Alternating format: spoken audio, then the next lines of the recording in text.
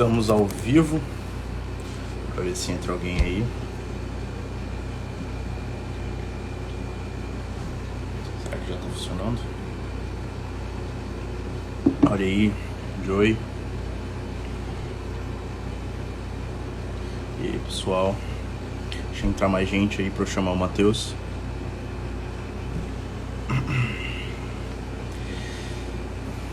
É.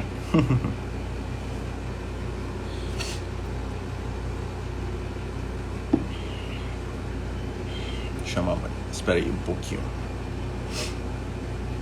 O Matheus já tá aqui? Já.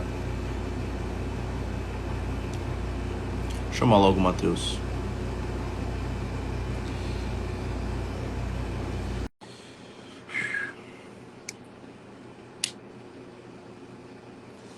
Peraí, Matheus, tá pronto. Aí. E aí, E aí, cara? E aí, beleza? pessoal? Hoje a gente vai fazer uma live sobre terapia do erro. Na verdade, quem escolheu esse tema primeiramente foi o Matheus. Hoje ele surgiu com essa ideia de erro, de falar sobre isso. Eu até criei uma caixinha de pergunta no meu Instagram para poder esclarecer também um pouco sobre isso e até alertar as pessoas sobre a live que aconteceu hoje. Fico muito feliz que todos estejam aqui. E para começar, eu gostaria de saber do Matheus por que esse tema do erro, essa terapia do erro, veio na tua mente hoje, justamente hoje, para falar sobre. Tem alguma coisa acontecendo aí? O que é? Não, ó, vamos dar o contexto real pro pessoal, né? Eu e o João, a gente está fazendo um trabalho conjunto aí com algumas pessoas, que a gente até está postando, né? Que é o nosso trabalho da consultoria. E o que acontece? Dentro da consultoria, né, a gente não está fazendo há muito tempo, mas a gente percebeu que um erro, né, como é que eu posso falar, uma agonia recorrente, uma reclamação recorrente das pessoas que estão com a gente é como se fosse uma culpa diante de erros que elas cometem. Por exemplo, eu me comprometi na dieta e eu não consigo manter a dieta e o cara se sente culpado por aquilo, né? Aquele erro pesa na costa do cara como se aquilo encerrasse a jornada, né? E aí, baseado nisso, a gente viu que tinha essa demanda, as pessoas estavam falando muito desse assunto dentro da nossa consultoria. E aí eu até postei o textozinho, né, ontem no meu Sim. perfil, falando um pouco mais sobre isso, sobre essa análise. E a gente achou bacana falar um pouco mais sobre esse assunto, desenvolver até o texto, porque o texto, Muito ele, bom. por ser um texto de feed, ele tem que ser mais direto, então não tem espaço para ser muito didático. Então a gente quer usar essa live para falar um pouco sobre o que a gente tem visto nas consultorias, sobre o que a gente quis falar no texto e sobre o trabalho que a gente pretende fazer aqui para frente, né? Sim. Legal.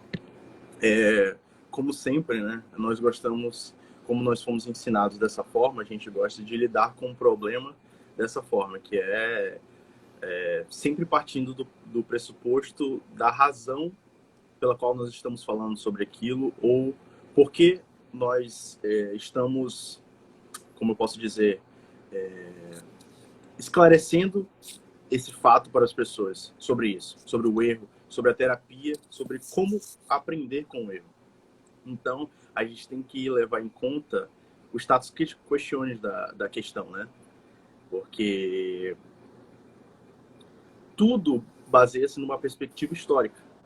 Então, eu queria começar a minha fala dizendo sobre dois aspectos que a gente com certeza vai bater. A gente não falou sobre isso antes, a gente não tem Sim. Não tem um um roteiro, tá, esquema, gente? um A esquema do que a gente. gente vai falar ou não, mas eu queria começar falando sobre duas partes do ser humano e duas discussões que apareceram ao longo da história, que é importante para a gente esclarecer sobre essa questão do erro e por que o ser humano não quer errar, ou por que o ser humano erra, né? A primeira delas e a principal para mim, e que é a que eu acredito, é sobre o pecado original. Então, o pecado de Adão e Eva, que cometeram, trouxe para os próximos seres humanos um tipo como eu posso dizer, um tipo de ato que vai acontecer até o final da nossa vida. Então, nós não vamos chegar à perfeição como era Adão e Eva no começo, ou como Jesus Cristo ou Deus é. Nós não vamos chegar pelo erro de Adão e Eva naquele momento. E aí, vocês sabem a história. tem os sete pecados capitais, e nós lidamos com isso, com o orgulho, com a inveja, com a vaidade, a soberba, que é a maior delas, e o ser humano já é voltado a esse tipo de coisa. Então, tem dois aspectos que existem, religiosamente falando, que é entre os protestantes e os católicos. Os católicos acreditam que o pecado original dominou uma parte só do ser humano, ou seja, a outra parte pode lutar para que chegue numa perfeição de alma aqui na Terra. Já os protestantes acreditam que o pecado original dominou todo o ser humano e a única coisa que pode salvá-lo é a misericórdia divina. Porém, a discussão mesma para grande parte da população veio com o iluminismo. E de novo, o iluminismo, né? De novo, o iluminismo. E aí já vem com um pressuposto totalmente diferente do que o catolicismo, o cristianismo dizia antigamente. Que era o Rousseau, falava que existia o bom selvagem. Então ele meio que tinha uma ideia meio idílico, né? Pode-se dizer assim, de que o ser humano nascia bom e a sociedade que corrompia. Então aí a gente já vê outro aspecto do ser humano. Já não é o ser humano nascendo ruim, mas nascendo bom, e as outras pessoas, ou a sociedade, as regras, não sei o que ele poderia atribuir a isso, destrói o ser humano. Tiveram outras pessoas que falaram coisas diferentes sobre a potência do ser humano. John Locke, por exemplo, vai falar que nós somos uma folha em branco, que nós não temos nem erros pressupostos ou já nascemos com algumas ideias. Então, a minha crença, eu acho que também a sua crença, é de que nós nascemos bons e maus ao mesmo tempo.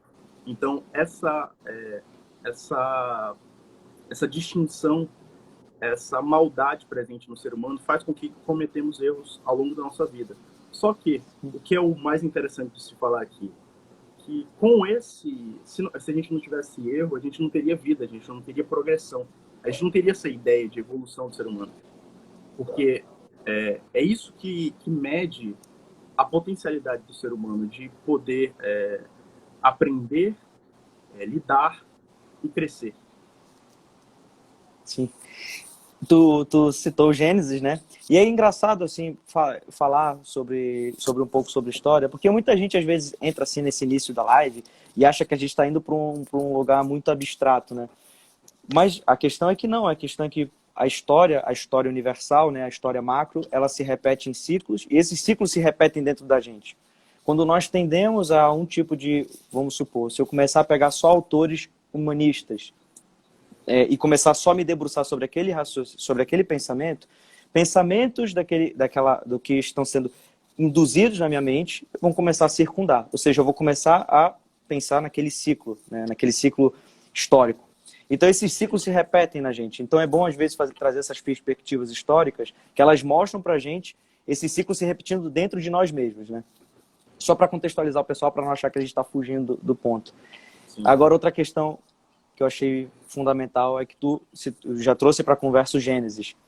E, assim, né, na minha humilde opinião, o Gênesis é o maior livro de antropologia já feito. E tu falou uma coisa que tu falou assim, o ser humano ele não nasce nem bom, nem mal. Ele nasce um pouco dos dois. E as pessoas, elas, quando remontam ao Éden, elas esquecem que existem 4 figuras, né? Existe o bom Deus, existe a serpente, existem os princípios da matéria bruta, que é o homem, e existe um princípio da matéria trabalhada, que é a Eva. Ou seja, essas 4 essências, esses 4 princípios estão todo momento trabalhando dentro da gente. Porque isso faz parte da constituição do homem, da história do homem. A partir do momento que se cria a história do homem, nós caímos do Éden, elas se firmam nessa ponte. Então, todo momento você tem a matéria bruta, os instintos não trabalhados agindo sobre você. Você tem uma matéria mais, um pouco, vamos dizer, trabalhada, que já seriam as vanglórias, essas coisas que estão trabalhando dentro de você. Você tem a serpente e você tem os princípios superiores. Então, assim, agora já trazendo um pouco mais para a parte terapêutica da questão. Geralmente essa sensação de erro, o cara fala assim, eu errei, eu não consegui manter a dieta, eu não consegui não mentir para minha namorada, eu não consegui ser um bom amigo, eu não consegui... Quando ele associa algum erro, geralmente ele não tá colocando assim, um erro de forma objetiva, ele está colocando uma sensação de fracasso. Sim. Né? Ele está colocando, por exemplo, eu não consegui ser honesto com a minha namorada, eu não consegui ser um bom filho. Ou seja, até no erro nós somos mesquinhos. A gente acha que toda a nossa história está condenada por um erro, assim, às vezes um erro pequeno. É óbvio que existem erros que comprometem muito a nossa personalidade e vai demandar muito tempo, talvez uma vida inteira para consertar. Mas na grande maioria dos erros, como é o que a gente quer trazer aqui, erros de furar a dieta, erro de não conseguir ser constante, erro de não conseguir manter uma rotina, não rezar um dia específico da tua vida. Esses erros que são pequenos na tua história inteira, eles não vão comprometer totalmente a tua personalidade. É óbvio que isso é um sintoma e deve ser olhado como um sintoma, e é aqui que entra agora já a parte mais prática do negócio, que é essa questão da terapia. Tá? Sim. Agora, Matheus, tu falou, a gente remeteu ao Gênesis, né? Mas essa questão também entre o bem e o mal, eu lembrei muito da pintura do Pantocrator, e é a pintura do que é o ser humano real. Sim. A pintura tanto do olhar da serpente como o olhar do pombo. Então, vamos esclarecer assim, como se fosse o olhar malévolo e o olhar do bem, da bondade. Uhum. Todo ser humano tem isso. E você tem que trabalhar os dois lados. Tu já percebeu que toda vez num conto fabuloso, que aparece uma cobra no início como o maior inimigo, o último estágio da cobra é o dragão. O dragão, né? Sim. Por exemplo, o Gênesis é a serpente, o Apocalipse é o dragão. O dragão é sempre aquela figura da serpente que comeu terra, ficou, né, o olhar severo demais e virou dragão, né? Sim. E ao princípio, olha, já vai conectando as coisas. E ao princípio, a terra, né, a humildade vem de humus, que é terra. Sim. Então, até aquela passagem que fala do pó viemos, do pó retornaremos, é uma coisa que as pessoas que não querem errar devem se lembrar sempre. Porque eu acho que o pensamento de não posso errar, não posso cometer esse erro, que geralmente é o olhar do tímido ou da pessoa soberba, é um olhar que não tem humildade. Porque a humildade caminha com a verdade. Você tem que caminhar com o ser humano que você é. Então, você tem que lidar com as situações reais da vida. Como, por exemplo, eu posso falar da minha parte. Eu, por ser melancólico, meu temperamento é melancólico, e eu sempre tive muita dificuldade para falar em público. Então, eu ficava muito nervoso. Eu poderia até saber sobre o assunto que eu ia apresentar ou ia falar numa roda de amigos, mas eu ficava nervoso por medo do que as pessoas iriam achar de mim, de algum erro que eu pudesse cometer no português, ou cometer de qualquer forma, de outras maneiras. Sim. Então, eu me privava de participar dessas situações, que eu poderia até ir muito bem, poderia descobrir coisas novas, porque eu não queria errar.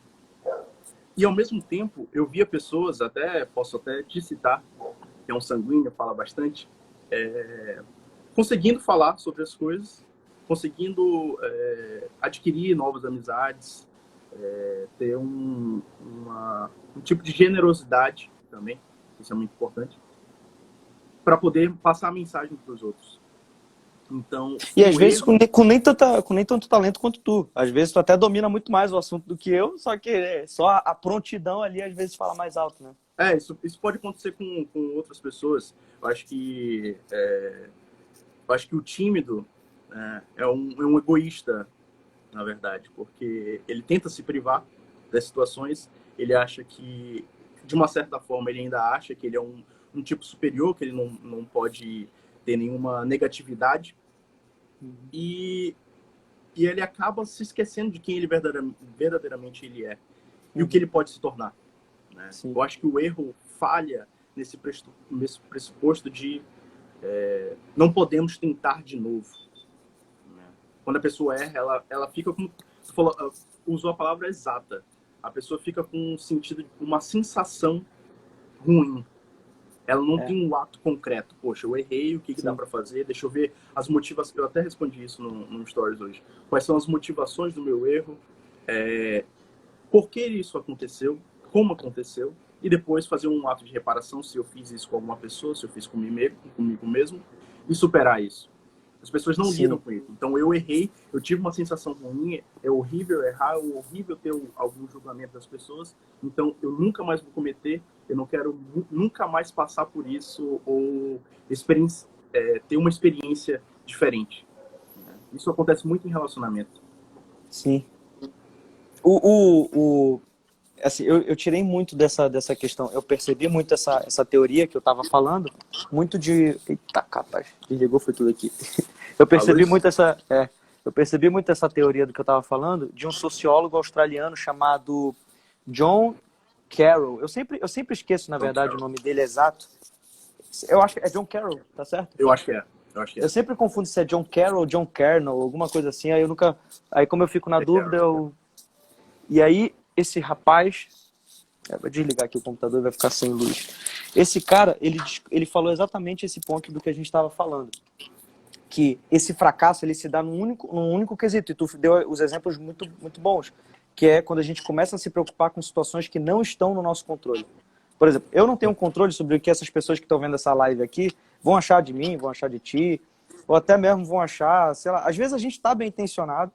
Pessoal, desculpa aí, mas ao vivo é assim mesmo. Ao vivo não tem ensaio, então dá essas coisas mesmo.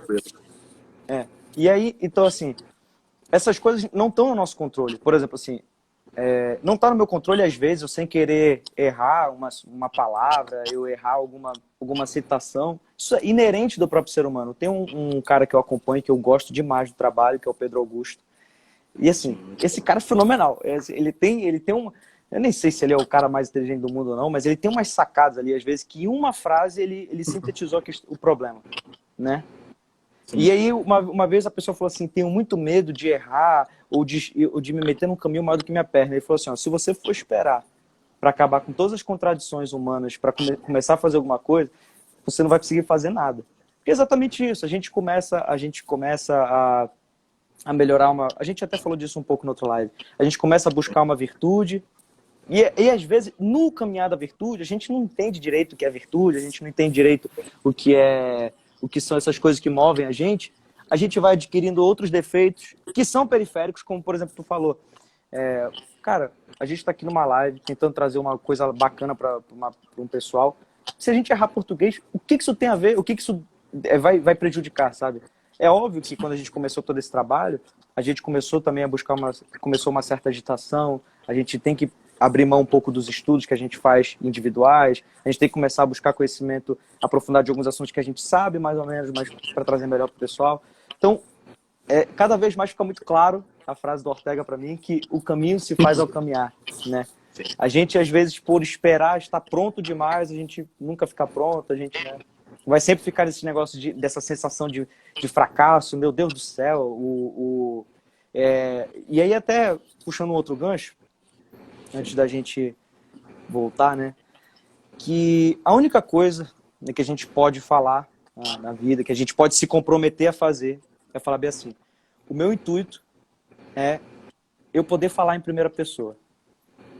E isso é quando você adquire uma personalidade. Quanto mais você chega perto de ter uma personalidade, isso é que a gente chama de amadurecimento. Quanto mais você cresce na busca dessa personalidade, quanto mais você está próximo de ter uma personalidade, mais maduro você é. Tá? Ou seja, o construir uma personalidade é amadurecer. São sinônimos, só para a gente contextualizar o pessoal. Que a gente às vezes usa essas palavras e fica meio solto, né? Sim. Então, assim, quando a gente olha para o que a gente está construindo, para uma vida, e a gente reduz toda essa biografia a um ponto esporádico, a gente vai sentir essa sensação de fracasso, que é próprio um sentimento de culpa, é a própria sensação de erro, mas ela em si não pode dominar a situação. Ela é uma coisa esporádica. Sim. Como tu citou o Ortega, eu me sinto obrigado agora também em citá-lo. Então, o Ortega começou, né? Tem uma frase que ele falava exatamente sobre o erro, que ele fala nisso. É muito interessante. O maior tesouro que o homem tem são os seus erros. O que ele quer dizer com essa frase? Que o maior aprendizado que você pode realmente ter são os erros que foram cometidos ao longo do tempo na sua vida, ou o que você aprendeu da vida dos outros. Porque assim você sabe como funciona a vida, você sabe o que você tem que melhorar, o que você tem que destacar e algo que você não precisa fazer de novo. Porque aí já entra no sentido de insanidade. Insanidade é repetir o mesmo erro, querendo os resultados diferentes, né? E como tu citou, eu lembro, eu posso falar assim da minha personalidade, dessa tentativa de construir um eu realmente pessoal e realmente sincero diante da vida. Não posso deixar de citar a alta cultura em si, como a grande auxiliadora para as pessoas que acham que os erros são as piores coisas do mundo e que isso vai degradá-las totalmente. Sim. Então, todos os livros que eu li, eu até estava lendo isso sobre o Jorge Luis Borges, que é o escritor argentino, quase ganhou o Prêmio Nobel de Literatura, que ele falava bem assim, eu não sei... Se não fosse quase... eu não lembro muito bem quem... Eu não sei muito bem quem eu sou, porque eu sou todas as conversas que eu tive, eu sou todos os livros que eu li, eu sou todas as pessoas que eu conheci. Então, eu sou um pouco de Werther, do Goethe, eu sou um pouco de Ivan Ilitch, do Tolstói, eu sou um pouco de todas essas pessoas. Mesmo que eu não tenha passado por aquelas experiências, eu sei os erros cometidos por eles e sei lidar com isso, pressuponho, né, que eu consiga lidar com isso se isso aparecer na minha vida. Uma situação, vamos supor, do Werther, do Goethe, que era sobre uma paixão amorosa que ele não podia tê-la porque ele ficou apaixonado por uma mulher que já era casada, já ia casar. Então, acaba que ele se suicida, então não é um final bom, não é um final que eu quero acabar com a minha vida, mas eu tenho essa experiência. É isso que é bom da alta cultura. E a alta cultura tem essa história contada para ti, né? Tem essa história contada. Exatamente. O que é importante dessa alta cultura, e a alta cultura é só humanidades, não tem ciência, não tem física, não tem química aqui, é humanidades. E principalmente a alta literatura, então a gente bota aí Dostoiévski, Tolstói, Alfred Musset, todas essas pessoas, elas conseguiram entender a condição humana, conseguiram entender a terapia do erro humano, o que pode ser resolvido a partir daquele momento da história. É isso que eu atribuí à minha vida e o que me fortalece quando eu cometo algum erro, que é diário praticamente, seja de pensamento ou seja de atos. Mas hoje eu consigo entender que é apenas uma fase da minha vida e que os grandes erros, ou como a gente pode botar no catolicismo, né, um pecado mortal, eu tento não cometê-lo mais, sabe? Sim. E a questão, engraçado, né? Porque a gente vai puxando de tudo, né? Sim. E aí eu tava... Não tem como, né? Não tem como. A gente começa falando do negócio e quando vê já tá em outro, já tá falando de santo. Agora eu vou falar do Santo Afonso. Tem uma coisa que é engraçado, que tipo assim, isso acontece muito, né, isso acontece muito, assim, a gente vê em meios, assim, que vamos dizer, a grande maioria está elevado, vamos dizer assim, meios intelectuais, meios religiosos, meios, assim, de pessoas que estão ali buscando alguma coisa superior. Acontece muito dessas pessoas, elas terem exatamente isso que a gente está falando, essa sensação de fracasso. Porque o cara pauta a vida dele, por exemplo, assim, o cara fala bem assim, né? É comum. Eu quero ser santo. Aí tu fala, tá, beleza. Aí qualquer coisa que ele cometa que impede o caminho de santidade, ele vai, meu Deus do céu, minha vida acabou, não sei o quê. Sim. Aí tu chega pro cara desse e tu fala assim, cara, tá, tu quer ser santo, ótimo, lindo, também quero. Como é que tu vai fazer isso na tua vida? Tu pega ali a santidade, tu pega ali São Luís, o rei da França. Tu pega depois São Padre Pio. Me falou alguma coisa em comum que os dois tiveram, assim, em circunstâncias exteriores, né? Um era rei, o outro não tinha nada. Já começa daí a total discrepância do negócio. Então, por exemplo, assim, a gente começa a ver que esses erros, eles começam de um ponto em comum, que é o cara escolhe um eixo biográfico impossível de se realizar. Ele escolhe uma coisa pra vida... Isso, ele escolhe uma vida que é impossível o cara fazer. Por exemplo, assim, como é que eu vou pautar minha vida se meu eixo biográfico fosse, não, eu quero ser milionário. Eu só vou me frustrar. É impossível falar um negócio desse. Tem tantos fatores externos à possibilidade de eu ser milionário ou não, que se eu pautar minha vida nisso, né, eu não tenho como. Eu vou ser pai de 10 filhos. A minha mulher pode ser infértil. Eu posso ser infértil. São tantas possibilidades que aparecem, ou pior, eu posso acabar tendo o filho e acontecer algum acidente, uma tragédia. Então, assim, são tantas coisas que não estão no nosso alcance, que quando a gente coloca essas expectativas impossíveis, elas já são impossíveis por si, de almejar, ela já começa daí a sensação de fracasso, porque você escolheu um eixo biográfico impossível, e desse eixo biográfico impossível só vai sair frustração. Porque você cria um modelo ideal na cabeça. Eu criei aqui, não, minha vida vai ser, eu vou casar, vou ter 15 filhos, e aí eu vou ir pra missa todo dia, vou trabalhar e ter uma renda de 30 mil, minha mulher vai... Sabe, o cara começa a criar um negócio na cabeça dele que não faz sentido nenhum. Né? E aí tudo que foge dessa expectativa que ele cria vai ser essa sensação toda de horror. E o pior, aí começa, aí já agora puxando outro cara, que é o Igor Caruso, que os dois ali têm uma relação, né, nesse estudo da culpa e do fracasso, que o que acontece? O cara, ele começa a fazer um estudo da própria vida, né? Ele começa a ver assim, não, eu não consegui ter 10 filhos porque naquela noite que minha mulher estava fértil eu não estava disposto, ou porque eu fiz tal coisa na minha vida e aí isso Deus está me castigando. Ou seja, ele começa a já justificativa para coisas que nunca estiveram no controle dele. Aí o que acontece? Ele começa a fazer uma repressão moral, que é o que o Igor Caruso fala. E aí ele começa a reprimir a moralidade. Não, eu só posso fazer isso agora, eu não posso mais errar. Aí chega numa espécie de puritanismo. E aí o que acontece? O cara não tem mais noção de nada. Ele não tem uma noção do certo e errado. Ele não tem uma noção da vida real. Ele não sabe, por exemplo, diferenciar um choro de raiva e um choro de tristeza, um choro de perda, um choro de alegria. Ele não sabe mais diferenciar nada disso. Porque tudo virou para ele só o estrito senso, né? Ah, choro é isso, a raiva é isso. Ele não vai mais entender as nuances da vida e entender que essas próprias palavras não nasceram para ser porrete nos outros. Né? Sim. O interessante que tu falou agora sobre o eixo, né? Que a pessoa escolhe o eixo que vai ser biográfico. O ideal para ele, o eixo biográfico, ou também chamado de a narrativa que você vai escolher. Por que a gente está falando sobre isso? Porque algumas pessoas podem ter dificuldade quando a gente fala sobre eixo biográfico, então a pessoa fica, poxa, o que é exatamente isso e como eu posso colocar isso na minha vida?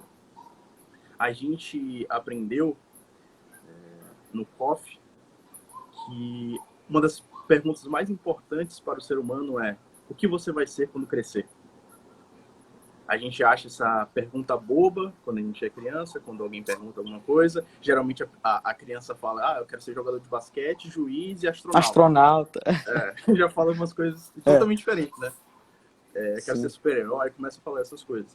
Mas olhando para uma pessoa com pelo menos uns 16, 17, 18 anos, ela já tem uma capacidade real, se ela já tiver um nível de maturidade, de responder essa pergunta.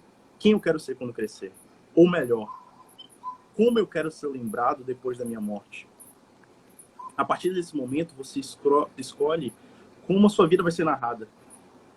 Como uma pessoa de fora, vamos colocar que seja seu melhor amigo, sua esposa, irá contar sobre a sua vida depois que você se for.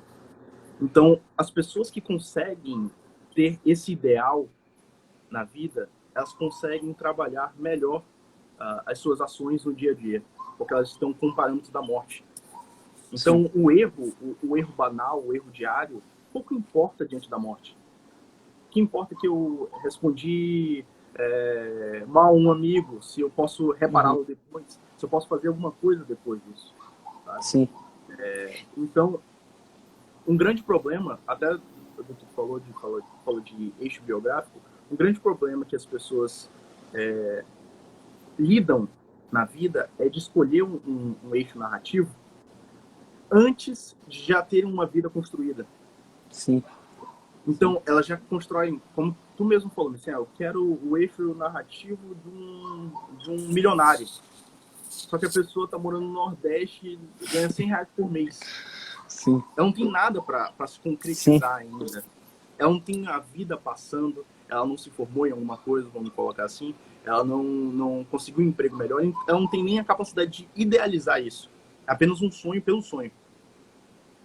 Sim. Então, esse é um grande problema também. Então, a gente vê que as pessoas conseguem adquirir problemas diante de uma pergunta sincera e verdadeira. Sim. Como eu quero ser lembrado, como eu quero ser quando crescer.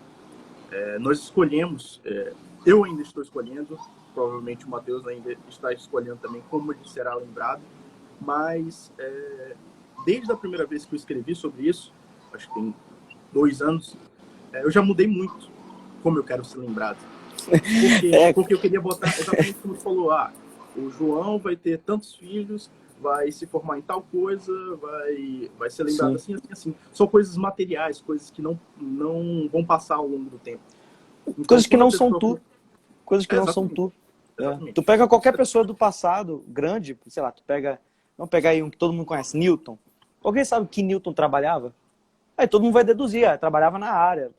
Pouco importa, ninguém liga para isso aí. O Newton fez aquilo. Alguém sabe o que Galileu trabalhava? Tesla, né? Alguém sabe o que esses caras trabalhavam? Alguém sabe o que algum desses caras trabalhava? Ninguém sabe, então nem faz diferença, pô, né? Tipo, uma profissão hoje existe, amanhã não existe mais, né? E tal. Então, outra coisa que tu falou que é muito importante, então, quando você escolhe um eixo narrativo baseado em princípios, em fortalezas que passarão ao longo do tempo, que é a ideia de imortalidade real. Sim. A imortalidade com o método filosófico, até uma puxada do professor Olavo de Carvalho falando sobre isso, é quando você escolhe a virtude, por exemplo. Você escolhe a prudência. Eu quero ser um homem prudente, que é chamado também, como é que é? Auriga virtuto, a virtude guia da vida. Então, olha aí, você já tem um ideal real para a vida. Não é, eu quero ter, como eu sou católico, eu quero ter 8 filhos. Cara, pode acontecer qualquer coisa na tua vida.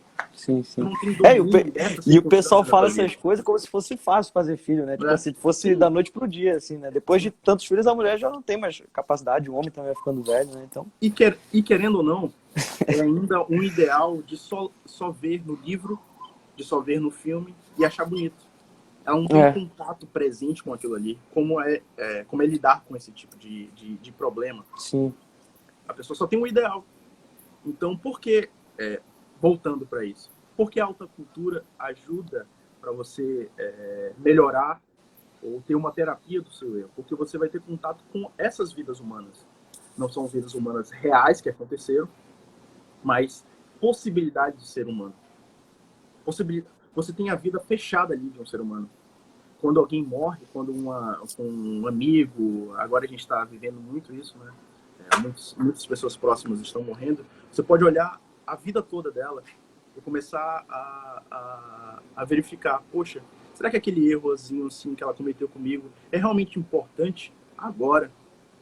Ou o caminho que ela trilhou, a criação dos filhos que ela fez, o que é realmente importante? Eu vou lembrar dela porque ela não me respondeu naquele dia no WhatsApp, porque eu vi que ela estava online, ou ele estava online, e não me respondeu, ou daquela vez que ele me tratou, me deu um dinheiro, me ajudou numa coisa que eu precisava, realmente.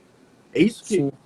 É assim que nós vamos ser lembrados. E as pessoas que tendem a pensar, não posso errar, elas não estão vivendo realmente, se eu posso dizer. Sim. Elas não estão querendo se entregar para a vida, se entregar para poder pedir uma desculpa, pedir perdão, ou perdoar as outras pessoas.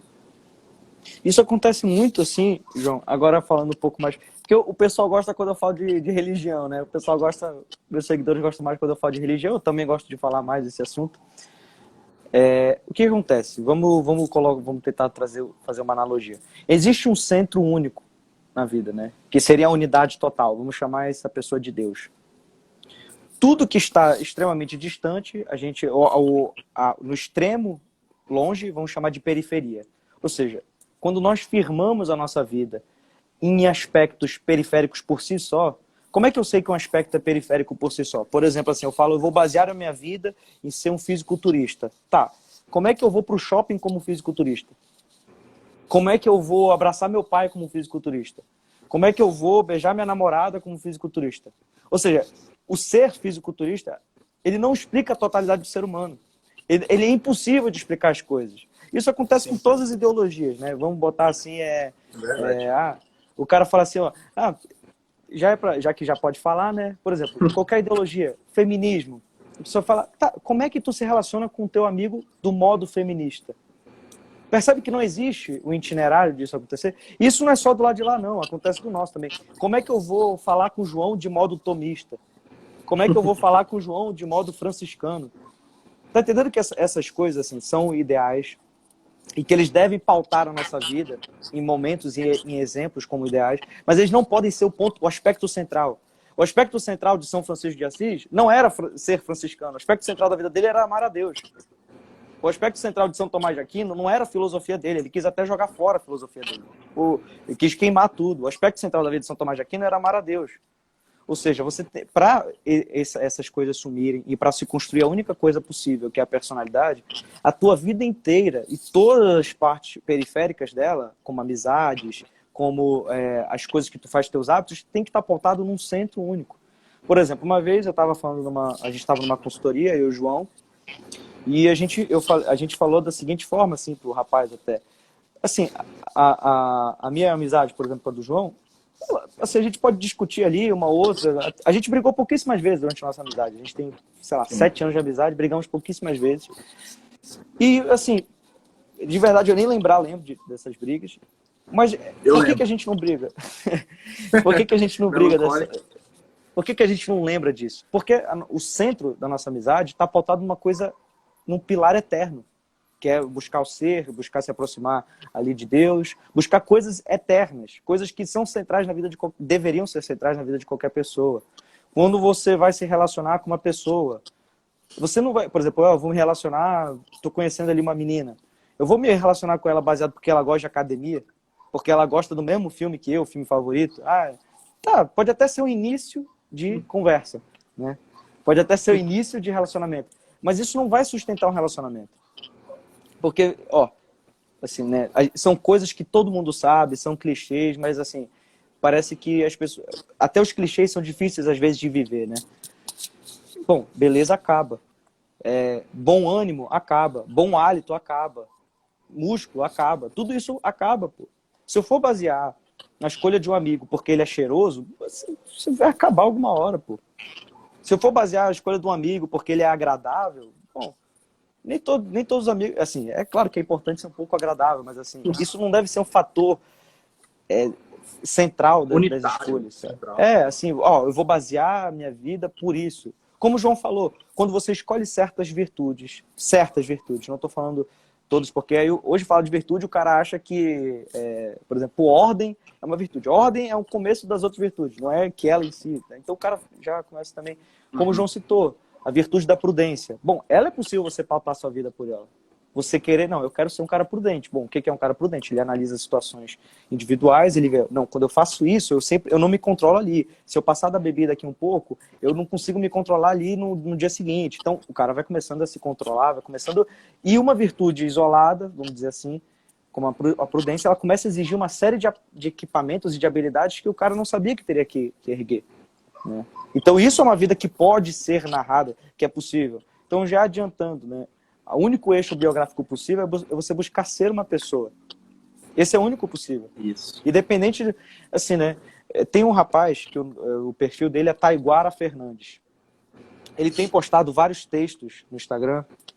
Eu não sei ao certo se é diário, mas me parece que é diário. Onde ele está postando várias histórias incríveis, assim, curtinhas. 3 minutinhos você lê aquela história. Cara, tem história ali de cara que perdeu tudo e depois ganhou dinheiro de novo. Tem história ali de um cara que ele era viciado em bebida e foi isso que salvou ele no final das contas. Ou seja, você vê ali pessoas reais, pô, que assim, estão preocupadas em construir a própria vida e não ficar pensando nesses aspectos periféricos da vida. Hoje tu tem dinheiro, amanhã tu pode não ter, né? Assim. Então, essas são coisas que parece que é o clichê que sempre foi falado, mas é o clichê difícil de ser compreendido. Sim. Né? Gostou do verso, né? Gostou do verso. Gostei. Em relação ao que tu havia dito sobre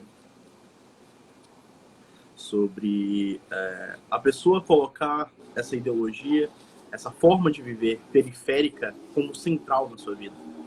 Eu lembrei muito do filme A Sociedade dos Poetas Mortos, naquele momento que ele vai explicar a classe, o que ele vai lidar com as pessoas lá, e ele senta assim no chão e chama todo mundo e fala: o direito, a medicina, a engenharia, são coisas belas, são trabalhos belos. Mas a gente só faz isso pelo amor, porque a gente quer ter uma renda melhor para lidar com a nossa família, para poder entender mais sobre o ser humano e amá-lo. E tudo isso, quem lida é a literatura, é a alta cultura. Então, o central da nossa vida não pode ser o direito, a engenharia ou até mesmo a literatura. O central da nossa vida tem que ser nos transformarmos em grandes homens e em grandes mulheres. Não um grande católico, mas um grande homem, temente e que ama Deus. É isso que nós temos que nos tornar. E muitas pessoas, até com objetivos bonitos, brilhantes, querem se tornar um grande conservador, ou para outras pessoas, e aí já é muito erro, grandes marxistas, grandes esquerdistas, e esquecem de amar o próximo. É aquela coisa que até o Nelson Rodrigues dizia muito. É fácil amar a humanidade, difícil é amar o próximo. Porque a humanidade é uma coisa abstrata, todo mundo fala. Eu amo todos os animais. Legal. Aí quando tem um animal aqui te pedindo comida, ou uma pessoa te pedindo comida, tu dá um quando alguém te tapa, pede esmola, joga. tu... Então, o central da nossa vida não pode ser essas ideologias de fato. O central da nossa vida, repito, tem que ser amar o próximo. Essa é a principal lição. E nessa frase, né, contém que Jesus Cristo disse, amar o próximo como a ti mesmo.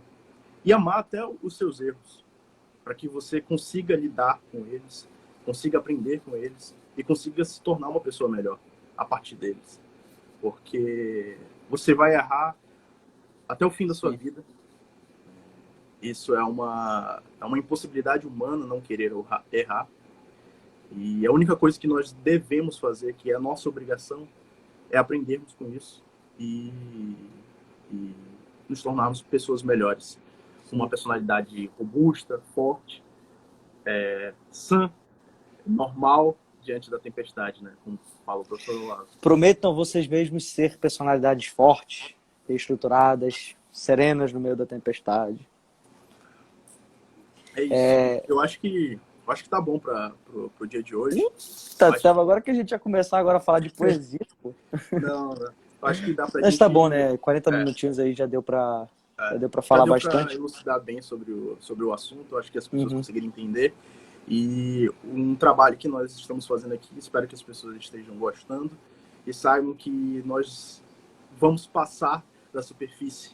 Nós não vamos lidar sobre o erro, como lida alguns autores de autoajuda do tipo de Augusto Cury, Paulo Coelho. Nós lidaremos com isso a partir de uma perspectiva de alta cultura, mas não de um intelectualismo pueril, babaca, que só quer explorar as pessoas e quer meio que ter um tipo de soberba diante das pessoas. Sim. A gente quer ensinar vocês, a gente está aprendendo ainda também, mas a gente quer ensinar um pouco. Isso aqui serve também como uma autoterapia, né? A gente está conversando assim, pelo menos, a gente até combinou isso. A gente finge que tá só eu e ele aqui conversando, né? A gente até evita olhar para os comentários, porque na verdade é uma conversa normal nossa, né? A gente tá aqui conversando como... Passou até rápido, 40 minutos, né, bicho? Rapidinho. Então, Pode falar. Desculpa. Pode falar. Vai, fica à vontade. Eu tô na tua casa. Pode falar. Ó, só pra gente encerrar, né, pessoal? A gente comentem, tirem um print aí da gente, tá? Tirem um print aí da live pra divulgar a gente. Peraí, agora não, rapidinho que eu tô falando. Ó, peguem algum trecho que vocês gostaram bastante, alguma frase, alguma citação, sei lá, se vocês gostaram só da gente assim, da gente falando, achou engraçado, posta a gente, bonito, marca a gente. Alguma coisa vocês gostaram, para ficar aqui, né? Alguma coisa vocês gostaram. Então, ajudem a gente, porque esse trabalho assim, de engajamento é essencial para a gente continuar por aqui, para a gente continuar transformando isso aqui tudo em conteúdo, tá? Essas nossas conversas. E já fica aí o gancho para a próxima live, né? A gente pode falar aí, a gente já continua esse papo aí, de outras perspectivas. Isso. capaz de surgirem perguntas sobre o que a gente falou aqui, sobre alguns dos assuntos que a gente lidou, sobre vários, e criaremos outra live. Vai, tira o print aí, galera.